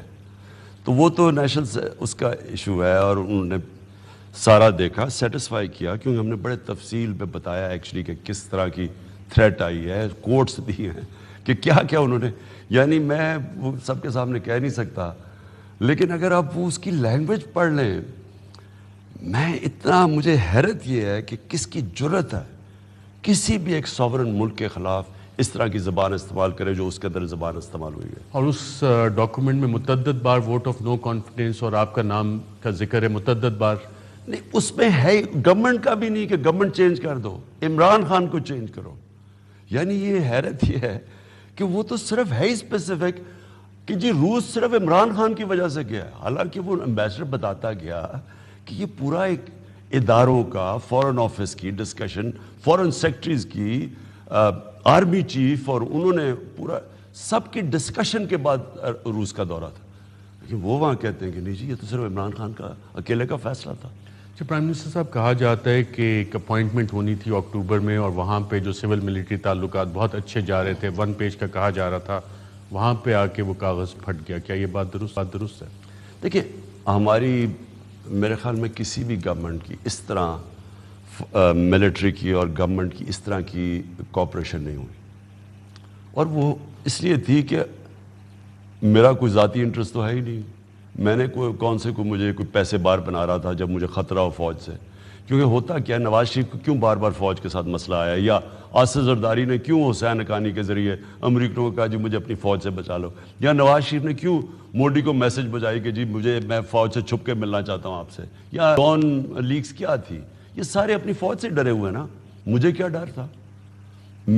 ہمارے ساری جو فورن پالیسی, ہم ہمیشہ سیکیورٹی کے ایشوز کو میں سب پہ ایک ہی پیج پہ تھے, ہم کسی چیز میں ہمارا کوئی ڈفرنس نہیں تھا, کیونکہ وہ بھی نیشنل انٹرسٹ کی بات کرتے ہیں, ہم بھی کرتے ہیں.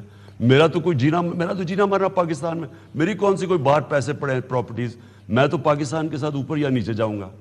ان کی ساری پراپرٹیز باہر پڑی ہیں, پیسے ہیں, جائیداد اربوں ڈالر, لہٰذا ان کا ہمیشہ ایک کلیش آتا تھا. فوج کو پہلے پتہ چل جاتا تھا ان کی کرپشن کا, کیونکہ ISI کو سارا اور IMI کو پتہ چل جاتا تھا جب پیسے بناتے تھے, تو ڈر ان کو فوج کا تھا.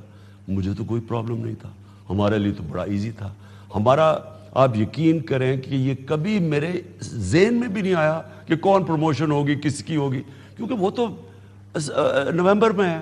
میں تو ساری سردیوں کو آپ کو بتا رہا ہوں کہ میں کیبنٹ کو جولائی سے کہہ رہا ہوں کہ سردیوں میں ہمارا سب سے مشکل پیریڈ ہے. میں تو اس سے آگے سوچ نہیں رہا تھا, تو میرا یہ کوئی کلیش نہیں تھا. تو ایک امپریشن کریٹ کیا گیا کہ آپ کوئی فیوریٹ چاہتے تھے, آپ چاہتے تھے کہ آپ کی کیونکہ پسند ہے تو کوئی مخصوص شخصیت نام لیتا ہوں, general Faiz should continue as DG ISI, ابھی انہیں چینج نہیں ہونا چاہیے. نہیں, میری پسند نہیں بات, میں جنرل فیض کے ساتھ 3 سال کام کیا. میں یہ کہہ رہا تھا کہ سردیوں کا ٹائم ہمارے ملک کے لیے سب سے مشکل ہے, اور دیکھ لیں کہ یہ جو ڈی اسٹیبلائزیشن آئی ہے 1 مہینے میں, آپ دیکھیں ہمارا روپیہ افیکٹ ہو رہا ہے, ہماری اکانومی افیکٹ ہو رہی ہے, سب ہونا ہی تھا, کیونکہ ایک دم ایک ملک کی اکانومی کو سرٹنٹی چاہیے. جب ایک ڈی اسٹیبلائزیشن آتی ہے تو آپ کی ڈائریکٹ افیکٹ ہوتی ہے اکانومی. ہم ماشاءاللہ اوپر جا رہے تھے, تو میں ان کو کہہ رہا تھا کہ ہمیں سردیوں تک اسی کو رکھنا چاہیے. مجھے تو ڈر افغانستان کا اور بھی زیادہ تھا, کیونکہ افغانستان میں اگر سول وار ہو جاتی تو ہمیں یہ اس کا فال آؤٹ تو پاکستان آنا تھا.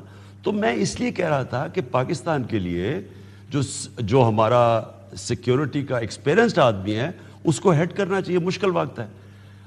ان کا اپنا ویو تھا کہ ہماری فوج کے اندر ایک اپنی ہمارا سسٹم ہے جو بھی ہے, لیکن میرے ذہن میں تو نہیں تھا نا. مجھے کیا پتا, میں تو اپنے ملک کا, میرا ایز اے چیف ایگزیکٹو ملک کا سوچ رہا تھا, لیکن اس میں ہماری کوئی صرف وہ اور پرسپیکٹو سے سوچ رہے تھے, میں اور دیکھ رہا تھا. لیکن میرے کبھی یہ نہیں تھا, کبھی میں نے یہ نہیں سوچا کہ جی کس کو میں آرمی چیف, میرے ذہن میں بھی کبھی نہیں آیا آرمی چیف کا. پرائم منسٹر صاحب, کچھ میڈیا چینلز پہ کچھ اینکرز نے یہ کہا کہ جی ڈرائنگ روم ڈسکشنز ہو رہی ہیں, سورس ان کی ڈرائنگ روم ڈسکشنز تھیں کہ جی آپ جنرل باجوہ کو as chief of the army صاحب ڈی نوٹیفائی کرنے کا ارادہ رکھتے ہیں, کیا یہ بات درست ہے؟ یہ بڑی زبردست نون لیگ کی ڈس انفارمیشن کیمپین چلی ہے. سارا وقت ان کی ڈس انفارمیشن کیمپین ہے, اور اس میں سے یہ حصہ تھا کہ جی ایک دم عمران کو, میں ان کو دیکھیں, میں پھر سے ایک چیز ریپیٹ کرتا ہوں ارشد, پاکستان کو ایک مضبوط فوج کی بہت ضرورت ہے. میں دنیا کی پولیٹکس سمجھتا ہوں, مجھے فخر ہے کہ سب سے بہترین پاکستان کی فورن پالیسی میرے 3.5 سال میں ہے. اس کی آپ نے اوورسیز پاکستانی سے پوچھیں, وہ ساری گواہی دیں گے کہ جو ہرے پاسپورٹ کی عزت ان 3.5 سال میں پہلے نہیں تھی. لیکن میں یہ سمجھتا ہوں کہ پاکستانی فوج کو مضبوط رہنا چاہیے. ہمیں ہمارے ملک کو ضرورت ہے ایک مضبوط فوج کی. اس لیے میں نے کبھی کوئی ایسا کام نہیں کروں گا کہ وہ کمزور ہو. میں یہ کبھی, کیونکہ نواز شریف کا تو باہر بیٹھا ہوا ہے, اس کا انٹرسٹ پاکستان کیا ہے, وہ کن کن کو ملتا ہے لنڈن میں بیٹھ کے, وہ مجھے سارا پتہ ہے. سارے پاکستان اور کے دشمن, پاکستان کے دشمن پاکستان کی فوج کے بھی دشمن, وہ اگر یہ نہ ہو ٹوٹ جائے ملک. کیونکہ اس وقت تو یہ ہمیں لے کے بیٹھی ہوئی جو سازشیں ہو رہی ہیں پاکستان کے خلاف. لہٰذا میں ہمیشہ یہ چاہوں گا کہ ہماری مضبوط فوج ہو, مضبوط انسٹیٹیوشن ہو, کبھی کسی قسم کی مداخلت اس انسٹیٹیوشن میں نہ ہوئی, میں نے کبھی سوچا نہیں ہے کرنے کا. پرائم منسٹر صاحب, کوئی ایکسٹینشن کی بھی بات ہوئی, کہا جا رہا تھا کہ ایکسٹینشن ہے کا ایشو ہے, آپ کو کہا گیا آپ نے ایکسٹینشن نہیں دی دوبارہ, کیا کبھی یہ بات ہوئی؟ اور آج آپ کے تعلقات اپنے سروس چیف خاص طور پہ آرمی چیف کے ساتھ کیسے ہیں؟ اسی طرح کے کارڈیل ریلیشن شپ ہیں, فرینڈلی ریلیشن شپس ہیں جیسے پچھلے 3.5 سال رہے؟ دیکھیں, ایکسٹینشن کی تو اگر میں سوچ ہی نہیں رہا اگلی نومبر کا, جو میں نہیں سوچ رہا, کیونکہ میرا تو ہمیشہ پتا تھا, جس طرح میں کہا جولائی سے میں لگا رہا ہوں ہماری یہ سردیاں سب سے مشکل ہے, میری سٹیٹمنٹس ہے, تو اس سے آگے میں نے کبھی سوچا ہی نہیں. آج ریلیشن شپ کیسی ہے آپ کے اپنے آرمی؟ ٹھیک ہے ریلیشن شپ. کہ پرائم منسٹر صاحب، اسلاموفوبیا، آپ نے مسلم ممالک کو اکٹھا بھی کیا اسلاموفوبیا کے خلاف، اور حرمت رسول کے لیے آپ نے کافی کچھ کیا. کیا آپ کے ٹارگٹ کرنے کی، رجیم چینج کی بات اس لیے بھی آئی کہ جب بھی کسی لیڈر نے مسلمانوں کو اکٹھا کرنے کی کوشش کی ہے تو اس کو اقتدار سے ہٹا دیا گیا ہے؟ کیا یہ بھی ایک وجہ ہے آپ کے خیال میں؟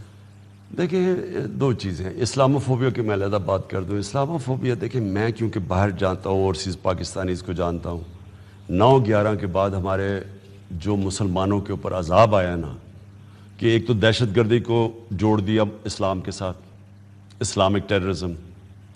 اس کا مطلب یہ کہ جو بھی مسلمان ہیں اس کو، لوگوں کو کیا پتا کہ اسلام کیا ہے، جو باہر مغربی لوگ. تو نیوزی لینڈ میں ایک آدمی نے مسجد میں گھس کے 50 مسلمانوں کو قتل کر دیا کیونکہ وہ سب کوئی دہشت گرد سمجھتا تھا. تو ایک یہ ظلم ہوا، کسی مسلمان ہیڈ نے، OIC نے کبھی اس کے خلاف بات نہیں کی. دوسرا، وہ ہماری نبی صلی اللہ علیہ وسلم کی شان میں حقیق کرتے تھے. یہ سلمان رشدی نے جب اپنی کتاب لکھی تھی تب سے یہ ہے. کبھی میں نے مسلمان ہیڈز آف اسٹیٹ کو یہ نہیں بتاتے، ان کو سمجھایا نہیں کہ وہ ہمارے دلوں میں کیوں بستے ہیں، وہ کیوں ہمیں تکلیف ہوتی ہے جب ان کی شان میں گستاخی کی جاتی ہے. کبھی کسی نے نہیں بتایا. تو میں جب بنا پرائم منسٹر، میں نے تب سے کوشش کی، OIC میں، یونائٹڈ نیشنز میں، ہر جگہ میں نے کوشش کی لوگوں کو، ان کو اور وہ اللہ کا شکر ہے کہ وہ سمجھ گئے. UN کے اندر مجھے پتا تھا، میں ہمارے یہ لوگ جو سڑکوں پہ آ کے توڑ پھوڑ کرتے تھے، میں کہا اس سے کوئی فرق نہیں پڑے گا. میں نے کہا کہ مجھے موقع دو، میں یہ ٹھیک کروں گا. اور اللہ کا میں شکر ادا کرتا ہوں بہت کہ اس نے مجھے، میرے جیسے گناہ گار آدمی کو اس نے چوز کر لیا اس ریزولوشن کے اینٹی اسلاموفوبک، جو کہ کسی کو نہیں یہ اس نے اس سے پہلے یہ دیا اعزاز. پرائم منسٹر صاحب، اکنامک پرفارمنس کی اگر بات کریں تو 2008 سے 2018 تک کیا اتنی ریکارڈ ٹیکس کلیکشن ہوئی، فارن ریمیٹنسز اتنی آئیں، ایکسپورٹس اتنی زیادہ ہوئیں اور جابز اتنی زیادہ کریٹ ہوئیں جتنی آپ کے 3.5 سال میں اور پچھلے 10 سال کا جب آپ کمپیریزن کرتے ہیں؟ اور آپ کی ٹیم جو ہے کیا اسے صحیح طرح پروجیکٹ کر سکی؟ دیکھیں، جو 2008 سے 2018 میں پاکستان کو ہوا ہے، کسی انڈیپینڈنٹ آپ ماہرین کو بٹھا دیں جو ہمارے ملک کی تباہی کی ہے انہوں نے، جو ایک انڈیکیٹر لے لیں، ایک ادارہ لے لیں، مجھے ایک چیز بتائے انہوں نے ٹھیک کی ہو. فضل الرحمان تو کہتے ہیں کہ ہم اداروں میں، فوج میں اصلاحات لائیں گے. تو یہ کون سا ایجنڈے کے تحت اصلاحات ہوں گی؟ وہ اصلاحات کے فوج کو پنجاب پولیس بنانا ہے اور کیا، کیونکہ فوج سے ان کو ڈر ہوتا ہے. باقی تو ادارے کنٹرول کر لیتے ہیں، نیب بھی اپنے نیچے، وہ بھی. عدلیہ کو ہمیشہ ماضی میں انہوں نے متاثر کرنے کی کوشش کی. آپ کے سامنے ہے، سپریم کورٹ کے چیف جسٹس کو ڈنڈے مار کے نکالا، پیسے چلائے، بریف کیس. تو ماضی تو ان کا وہی ہے، فوج سے کنٹرول کرنا چاہتے ہیں. لیکن دیکھیں، میں بتاؤں کیا چیز شو کرتی ہے کہ آپ کی اکانومی آگے بڑھ رہی ہے؟ جب باہر سے زیادہ ڈالرز آ رہے ہوں، ریکارڈ ڈالر پاکستان کے اندر آئے ہیں، ریکارڈ ایکسپورٹس مطلب ڈالر اندر آئے، ریکارڈ ریمیٹنسز باہر سے ڈالرز اندر آئے.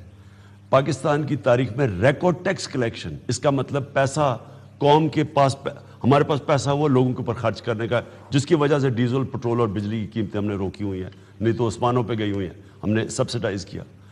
فصلیں جدھر سے ویلتھ کریشن ہے، 5 فصلوں میں ریکارڈ پاکستان کی پروڈکشن ہوئی، کیونکہ ہم نے کسانوں کو پورا پیسہ دلوایا. پہلی دفعہ ان کی فصلوں کا پیسہ ملا، خوشحالی آئی کسان کے پاس، اس نے زمین پہ پیسہ لگایا، ریکارڈ پروڈکشن ہوئی. آپ انڈسٹری دیکھ لیں، انڈسٹریل پروڈکشن، IT کے اوپر 75% ہماری انکریز ہوئی ایکسپورٹس IT کے اندر. ان کے 5 سال نون لیگ کے اور ان کے پہلے جو وہ 97 میں تھے، ان کی ایکسپورٹس بڑھی نہیں. جب آپ کی ایکسپورٹس بڑھتی نہیں ہے، ملک تو آگے، یعنی ملک کی دولت میں تو اضافہ ہو ہی نہیں سکتا. آپ آگے، جو ملک آگے بڑھتا ہے وہ چیزیں ایکسپورٹس کر کے بڑھتا ہے. ان کے 5 سال میں ایکسپورٹس ہی نہیں بڑھی. میڈیا کے اوپر پیسہ خرچ کر کے اپنی تعریفیں کرواتے ہیں. کوئی اکنامک انڈیکیٹر بتا دیں جو ہم نے ان سے بہتر نہیں کیا، ایک بتا دیں. اچھا پرائم منسٹر صاحب، کیا وزیر اعظم پاکستان عمران خان کی کرسی کمزور ہے یا مضبوط ہے؟ اور عمران خان بطور لیڈر مضبوط ہے یا وزیر اعظم پاکستان عمران خان مضبوط ہے؟ دیکھیں ارشد، کرسی تو ہوتی ہے اللہ کے ہاتھ میں، دینے والا وہ ہے. عزت دینے والا وہ ہے، اقتدار دینے والا وہ ہے، وہی لینے والا ہے، تو مجھے تو کوئی فکر ہی نہیں ہے۔ میں پھر سے کہوں، میں اپنے گھر میں رہتا ہوں۔ مجھے نیلسن منڈیلا کو جب میں ملا آج سے پتہ نہیں 24 سال پہلے، تو 23 سال پہلے، تو بڑا خوبصورت ہے وہاں ان کا پریٹوریا کے اندر ان کا جو پریزیڈنٹ ہاؤس ہے، بہت خوبصورت ہے۔ تو اس نے ہمیں وہاں انٹرٹین کیا، اور مجھے اس نے کہا، میں نے تعریف کر رہا تھا، میں نے کہا بہت ہی خوبصورت ہے۔ کہتا ہے میں یہاں نہیں رہتا، میں رہتا اپنے فلیٹ میں ہوں، تاکہ مجھے کبھی چھوڑنے میں اس کا مسئلہ نہ ہو۔ میں نے تب فیصلہ کیا میں اپنے گھر میں رہوں گا، اپنا خرچے دوں گا، سوائے سیکیورٹی کو ٹریول کے سارے میں اپنے خرچے برداشت کرتا ہوں، تاکہ میری زندگی میں کوئی فرق نہ پڑے، تاکہ مجھے کرسی چھوڑنے میں کبھی خوف نہ ہو۔ مجھے کوئی فکر نہیں ہے، مجھے صرف فکر اپنے لوگوں کی ہے کہ ان چوروں نے 30 سال ملک کو لوٹا ہے، اربوں روپے کے ان کے کیسز پڑے ہوئے ہیں نیب میں، اور بدقسمتی یہ ہے کہ انہوں نے کسی نہ کسی طرح وہ کیس کمپلیٹ نہیں ہونے دیے۔ کبھی کمر میں درد ہے جی، کبھی وکیل نہیں آیا، وہ لمبے کھینچتے گئے ہیں۔ اب صرف وہ پہلے بھی کھینچتے گئے، کوشش تھی کہ NRO مل جائے، اب ان کی کوشش یہ ہے کہ کسی طرح یہ اقتدار میں آئے، نیب کو ختم کریں، کیسز معاف ہو، تاکہ پھر سے تیار ہو ملک کو لوٹنے کے لیے۔ اچھا پرائم منسٹر صاحب، یہ سارا جو سلسلہ چل رہا تھا، آپ بار بار ذکر کرتے ہیں پیسے چلے، کیا اس کا کوئی آڈیو ویڈیو ایویڈنسز بھی ہیں؟ کہیں یہ چیز ڈاکومنٹڈ ہے؟ اور کیا آپ بتا سکتے ہیں کہ کہیں جہازوں میں بھی پیسے آئے ہیں؟ ہمارے کتنے لوگ ہیں جو ہماری پارٹی میں، جن کو MNAs کو جنہوں نے ان کو پیسے آفر کیے ہیں۔ لیکن مجھے یہ بتائیں ارشد کہ سینٹ کا الیکشن ہوا، ہم نے پوری کوشش کی بتانے کے لیے کہ اس کو اوپن کرو بیلٹ، کیونکہ سینٹ میں پیسہ چلتا ہے۔ یوسف رضا گیلانی نے ہماری جب ووٹس خرید رہا تھا سینٹ کے الیکشن میں، اس کی ویڈیو آ گئی، سال سے اوپر ہو گیا ہے، ویڈیو آئی ہوئی ہے اس کی پیسے کی۔ کوئی کسی مہذب معاشرے میں یہ آ جاتا تو تہلکہ مچ جاتا، کچھ بھی نہیں ہوا۔ 1 سال ہو گیا ہے تو کسی کو ڈر ہی نہیں ہے پیسے چلانے میں۔ میریٹ میں کھل کے وہ لوگوں کو رکھا ہوا ہے، ضمیر فروشوں کو، اس سے پہلے سندھ ہاؤس میں رکھا ہوا ہے، کھلے عام سب کو پتہ ہے ریٹ کیا ہے۔ یعنی یہ اتنا اس ملک کے لیے بدقسمتی ہے ہماری کہ وہ ملک جو اسلام کے نام پہ بنا تھا، جس میں اللہ کا حکم ہے امر بالمعروف، اس ملک کے اندر اس کے جو سب سے ٹاپ نمائندے ہیں، لیڈرز، وہ عام نلام ہو رہے ہیں بکروں کی طرح۔ پرائم منسٹر صاحب، جو اپوزیشن کی جماعتیں ہیں، جتنی وہ چیزیں آپ کے ساتھ لے کے آئی ہیں، پیر والے دن بطور وزیر اعظم آپ قوم کو اعتماد میں لیں گے کہ کیا کچھ ہوا؟ دیکھیں، پہلے تو سنڈے کا دن دیکھیں گے ہم، کیونکہ سنڈے کے دن میں چاہتا ہوں کہ ساری قوم دیکھے کہ یہ جو بیرون ملک، اب واضح ہے کہ سازش باہر سے ہے، یہ تو اب نیشنل سیکیورٹی کونسل میں بھی، ان کی کمیٹی میں بھی آ گیا، پارلیمنٹ کی، سب کو پتہ ہے، ڈیمارش بھی دے دیا امریکن ایمبیسی کو کہ یہ آپ نے کیا انٹرفیئر، تو سب کو قوم کو پتہ چل گیا۔ میں ساری قوم کے سامنے دیکھنا چاہتا ہوں کہ یہ کون بے شرم لوگ ہیں جو اپنی ضمیر کا سودا کریں گے، اپنی قوم کو بیچیں گے۔ یہ سارے میر جعفر اور میر صادقوں کی میں قوم کو شکلیں دکھانا چاہتا ہوں، جس طرح مجھے کہ جی ریزائن کر دو، میں دیکھنا چاہتا ہوں کہ یہ، میں کبھی بھی سوچ نہیں سکتا ریزائن کا، میں دیکھنا چاہتا ہوں ووٹنگ ڈے پہ یہ لوگ جا کے جب اپنے ضمیر بیچیں گے، تاکہ ہمیشہ کے لیے ان کے اوپر مور لگے۔ ووٹنگ ڈے کے لیے آپ نے اپنی اسٹریٹجی بطور حکومت، بطور حکمران جماعت فائنل کر لی ہے؟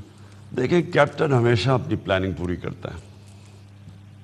پرائم منسٹر صاحب، احتساب آپ کی جماعت آئی بھی اسی لیے، 3.5 سال جب آپ احتساب دیکھتے ہیں، well documented cases, banking trails, تمام چیزیں موجود ہونے کے باوجود احتساب کے کیسز کنکلوژن پہ کیوں نہیں جا سکتے؟ مجھے اگر کوئی پوچھے نا کہ سب سے زیادہ جو تکلیف دہ چیز ہے کہ میں 22 سال سے لگا ہوا تھا احتساب کا، میں تو آیا اس لیے کہ ان کے چوروں کے پیچھے تھا، تو جو احتساب کے عمل کو جان کے ڈسرپٹ کیا گیا، یہ اس ملک کی سب سے بڑی بدقسمتی ہے۔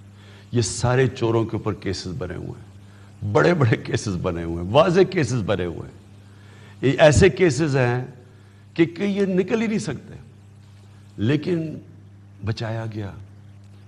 کیسے بچایا گیا؟ سازش کے تحت بچایا گیا، ڈیلز کے تحت بچایا گیا۔ ان کو کسی کو بھی نہیں آج باہر ہونے چاہیے تھا، ان کے اوپر ایسے کیسز ہیں کہ ان سب کو آج جیلوں میں ہونا چاہیے تھا اور ان کا پیسہ نکالنا چاہیے تھا۔ احتساب کے عمل کو ڈسٹرب کیسے کیا گیا؟ ڈیلیں کس نے کی؟ یہ وہی ڈیلیں جو ماضی میں جنرل مشرف دور میں ہوئی، اور جب یہ ڈیلیں ہوتی ہیں تو اس میں آبویسلی کمیشن وغیرہ بھی کوئی نہ کوئی ہوتا ہے۔ دیکھیں میں اس میں ڈیٹیل میں نہیں جاؤں گا، لیکن میں یہ کہوں گا کہ یہ ملک سے بہت بڑی غداری ہوئی ہے کہ ان کے سب، مجھے پتہ ہے کون سے کیسز تھے، جان کے ان کے اوپر بیٹھے گئے، ڈیلے کی گئی، جان کے ٹائم لیا گیا، کھینچے گئے کیسز، یہ سارا مجھے پتہ کیا ہوا ہے، اور یہ ہم بے بس بیٹھے ہوئے تھے۔ اور اس لیے میں ایک طرح میں چاہوں گا کہ الیکشنز ہوں اور میں عوام کے پاس جاؤں گا اور میں کہوں گا کہ اب مجھے بھاری اکثریت دو۔ اگر آپ چاہتے ہیں کہ ایک آدمی اس ملک کو ٹھیک کرے، جب تک اس کو بھاری اکثریت نہیں ملتی اس سسٹم کے اندر، کبھی ادھر آپ کو کمپرومائز کرنا پڑتا ہے، کبھی ادھر کرتا ہے، کبھی ادھر سے بلیک میل، کبھی ادھر سے، وہ اتنا مشکل ہم نے ملک چلایا 3.5 سال۔ تو اس لیے اگر انشاءاللہ یہ اگر الیکشن کی طرف جب بھی جائے گا تو ایک اکثریت کے ساتھ میں آؤں تاکہ یہ جو سارا گند صاف کروں۔ پرائم منسٹر صاحب، اپوزیشن کی جماعتیں کہہ رہی ہیں کہ آپ کے خلاف اور آپ کی ٹیم کے خلاف مقدمے بنائیں گے، کیا آپ اس کے لیے تیار ہیں؟ انہوں نے کب نہیں کیا؟ میرے اوپر انہوں نے وہ جمائمہ تھی اس کے اوپر انہوں نے ٹائلز کا مقدمہ بنایا، وہ سارا 2 سال لٹکایا چھوڑا، اتنا یعنی جس طرح کہ بھینس چوری کا نہیں ہوتا اس طرح کا مقدمہ بنا دیا اس کے اوپر، جس کا لینا دینا ان پولیٹکس میں تھا۔ انہوں نے مجھے جو میرے اوپر سپریم کورٹ میں کیا 8 مہینے، جو میں نے ثبوت دیے، جو میرا لنڈن فلیٹ تھا، ایک ثبوت دیا 8 مہینے، تو مجھے ابھی بھی پتہ ہے کہ انہوں نے مقدمے بنانے ہیں۔ انہوں نے میرے اینٹی ٹیررزم پتہ نہیں کتنے مقدمے بنائے تھے ٹیررزم کورٹس کے اندر، میں پورا تیار ہوں ان کے لیے۔ ان کی پولیٹکس ہے کیا؟ مافیا ہے نا، ٹیپس رکھ دی، بلیک میل کر دیا، عورتوں سے کچھ کروا دیا، جس طرح بے نظیر کی تصویریں پھینکی، اس طرح کے یہ لوگ ہیں، یہ مافیاز ہیں۔ یا لالچ دے دی، خرید دیا کسی کو، یا کسی کو دھمکا دیا، یا یہ بلیک میل کی۔ میں ان کے تو کب سے بھگت رہا ہوں ان کے، یہ جو جس طرح کی انہوں نے بلیک میل اور یہ جو کیریکٹر اسیسینیشن کرتے ہیں پھر سے کریں گے۔ لیکن میرا یہ بھی ہے کہ آپ یہ دیکھیں گے کہ یہ اب ان کا کس سطح پہ ان کا مقابلہ کیا جائے گا۔ پہلے تو سنڈے یہ گزارے نا، سنڈے کو بھی کپتان کے پلان ہے، اس کے بعد دیکھیں جو اس کے پلان ہے۔ اچھا پرائم منسٹر صاحب، پاکستانی قوم کو آج آپ کیا کہنا چاہتے ہیں، اور جو سب سے امپورٹنٹ چیز ہے جو آپ قوم کے ساتھ شیئر کرنا چاہیں؟ دیکھیں میں قوم کو آخری بات کرتا ہوں، قرآن کی آیت ہے، اللہ کبھی کسی قوم کی حالت نہیں بدلتا جب تک وہ قوم خود اپنی حالت بدلنے کی کوشش نہیں کرتا۔ اگر ہم نے ایک وہ جو میں نے بار بار مولانا رومی کی وہ سٹیٹمنٹ کہ جی اللہ نے تمہیں پر دیے ہیں، تم کیوں چونٹیوں کی طرح رینگ رہے ہو، ہمارے اوپر ہے ہم کیا بن کے رہنا چاہتے ہیں۔ کیا وہ خواجہ آصف کہ جی ہم تو ڈرپ پہ ہیں، ہم تو اگر امریکہ کے سامنے ایسے نہیں کریں گے تو ہم تو چل ہی نہیں سکیں گے، کیا ایسے رہنا چاہتے ہیں؟ ایسے رہیں گے، اللہ ایسے رکھے گا۔ لیکن اگر ہم ایک عظیم قوم بننا چاہتے ہیں، خودداری، ایمان اللہ میں، ایک آزاد لا الہ الا اللہ، کوئی خدا نہیں اللہ کے سوا، یہ جب آپ کے دل میں آ جاتا ہے انسان آزاد ہو جاتا ہے۔ اقبال کی شاہین بنتا ہی انسان تب ہے اور قوم جب وہ آزاد ہو جاتی ہے لا الہ الا اللہ سے۔ جب نبی صلی اللہ علیہ وسلم نے مدینہ کی ریاست میں وہ لوگ جن کی حیثیت ہی کوئی نہیں تھی ان سب کو عظیم لوگ بنا دیے، وہ کیا کیا تھا؟ لا الہ الا اللہ ان کے دلوں میں آ گیا تھا، وہ چھوٹے سے لوگ بڑے لوگ بن گئے تھے۔ اس لیے اللہ قرآن میں حکم دیتا ہے کہ وہ سیکھو۔ اس لیے نبی کی سیرت اسکول کے بچوں کو پڑھانا چاہتا ہوں اس ملک میں، تو ان کو پتہ تو چلے کہ انہوں نے کیا کیا تھا لوگوں سے، کہ وہ ہسٹری ہے، تاریخ کا حصہ ہے کہ وہ لوگ ٹرانسفارم ہو کے دنیا کی امامت کی انہوں نے۔ پاکستان کے لیے بھی یہ میری پیغام ہے، یہ کراس روڈز ہے، ایک طرف یہ غدار ہیں، یہ جو باہر کی سازش سے اسکیم کر کے رجیم چینج کرنے کی کوشش کر رہے ہیں، دوسری طرف ایک پاکستانی قوم ہے جو یہ نہیں راستہ چاہتی، وہ ایک خوددار لوگ ہیں، غیرت مند لوگ ہیں، وہ دیکھنا چاہتے ہیں کہ قوم کو ایک خوددار قوم کو، مشکل وقت سے بھی ہم نکلیں گے، سب کا مقابلہ کریں گے۔ اگر کوئی پیسے نہیں دیتا تو ہم اپنے پیر پہ کھڑے ہوں گے، لیکن ہم کبھی کسی سوائے اللہ کے کسی کے سامنے نہیں جھکیں گے۔ تو یہیں ہار گیا ہے میرے بزدل دشمن، مجھ سے تنہا کے مقابل تیرا لشکر نکلا۔ بہت شکریہ وزیر اعظم پاکستان اس خصوصی انٹرویو کے لیے۔ اہم ترین خبریں اب ایک کلک کی دوری پر، آپ کے پسندیدہ ٹاک شوز ہوں یا اہم ملکی یا غیر ملکی شخصیات کی نیوز کانفرنسز، ہر لمحہ باخبر رہنے کے لیے سبسکرائب کریں ہمارا یوٹیوب چینل۔ موسم کی صورتحال ہو یا کھیل کے میدان سے خبریں، اپنے موبائل فون سے ملکی اور بین الاقوامی اہم خبروں تک رسائی کے لیے ڈاؤن لوڈ کیجیے موبائل ایپ۔ باوثوق ذرائع سے مصدقہ خبروں، تجزیوں اور تبصروں سے مستفید ہونے کے لیے وزٹ کیجیے پاکستان کی سب سے بڑی نیوز ویب سائٹ www.arYnews.tv۔ ان سب کے علاوہ پاکستان کا سب سے بڑا فیس بک پیج ہو، سب سے بڑا نیوز انسٹاگرام اکاؤنٹ یا پھر ٹویٹر، ARY نیوز پہنچا رہا ہے خبریں سب سے پہلے آپ تک، تاکہ آپ رہیں ہر لمحہ باخبر۔